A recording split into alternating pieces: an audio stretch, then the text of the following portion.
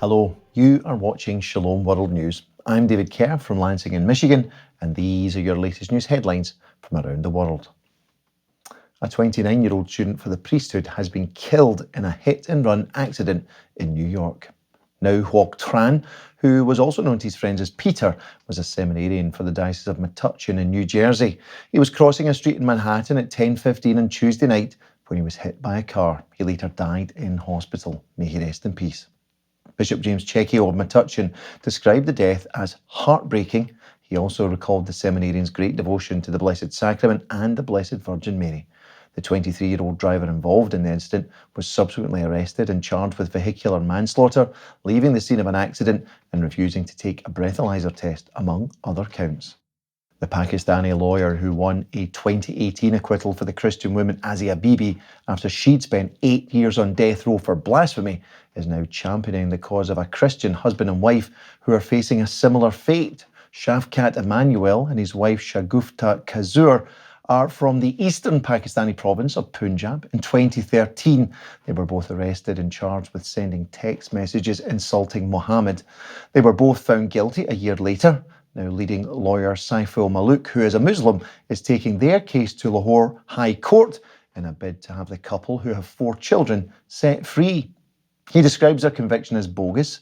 The married couple have continually pointed out that they are illiterate and so could not have sent text messages in English. They also say the SIM card used was bought using Shagufta's Kazur's stolen identity card. The bishops of the United States say they are offering prayers for peace in the Holy Land as conflict between Israel and Palestine continues to flare.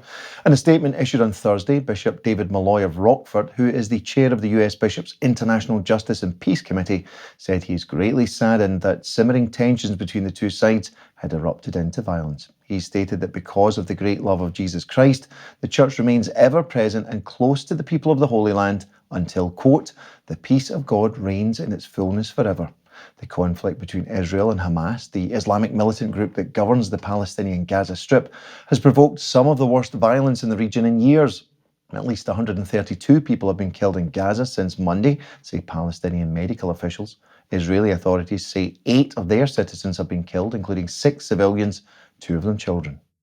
The state of Texas in the US is now one step closer to enacting a law that will restrict abortion after a fetal heartbeat is detected. The state Senate passed the fetal heartbeat bill on Thursday, May the 13th. The proposed legislation would prevent doctors from performing abortions after a heartbeat is detected in the womb. That occurs around about the 5th week of pregnancy. The bill would also permit any resident of Texas to sue a doctor who performs an abortion or anyone who assists in procuring an abortion after a heartbeat is detected. The legislation is now likely to be signed into law by the state's pro-life governor, Greg Abbott. It may still face a challenge in the courts, however, from pro-abortion lobby groups. A statue of Jesus has been vandalised outside a Catholic church in the state of Rhode Island. The incident is thought to have occurred late on Saturday night, May the 8th, outside of St Thomas More Church in Narragansett, when the statue's right hand was broken off. It was later discovered by the local pastor, Father Marcel Talon, the following afternoon. He's labelled the act of vandalism as a sucker punch. His parish have now vowed to restore the statue in the very near future. Pope Francis says that the church is composed of 3 callings in life: the single life, the married life, and the consecrated life, adding that no calling is greater than the other. The Holy Father made his comments in the preface to a new book on the consecrated life, written by Franciscan priests Valentino Natalini and Ferdinando Campagna. It's published by the Vatican Publishing House.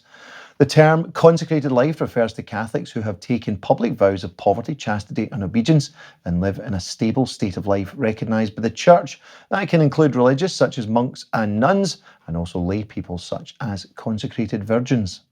The world needs a spiritual restart following the COVID-19 pandemic. That's the advice of Portuguese prelate Cardinal José Tolentino de Mendonça. He made his comments at the Sanctuary of Fatima upon this week's Feast of Our Lady of Fatima on Thursday. Cardinal Mendonça said the deepest moments of crisis in history have always been overcome by infusing a new soul, proposing paths of interior transformation and spiritual reconstruction of everyday life. Because of the pandemic restrictions, only a limited number of pilgrims were allowed in the Fatima Sanctuary. Cardinal Mendonça holds the post of Vatican Archivist and Librarian of the Holy Roman Church. Well, that's your latest headlines for now. Do join us for more tomorrow. You can also visit us at swnews.org for news updates. Shalom.